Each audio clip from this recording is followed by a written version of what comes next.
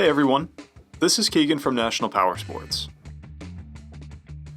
This 2005 Harley-Davidson Screamin' Eagle Fat Boy CVO, with 12,327 miles, passes New Hampshire State inspection and runs well.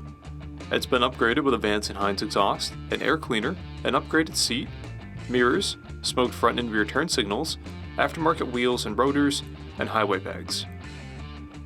This bike is one of 1,300 produced worldwide.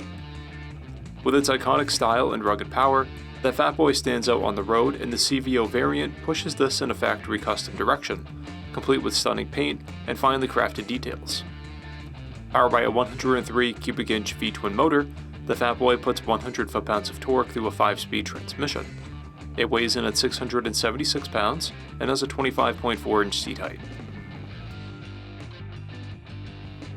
To see everything we know about this vehicle, including full mechanical and cosmetic condition reports, the service repair order, high-resolution photos, and more, please visit the listing on our website. We have also purchased a CycleCheck's Vehicle History Report. You can view this report by clicking the link on the right side of the video.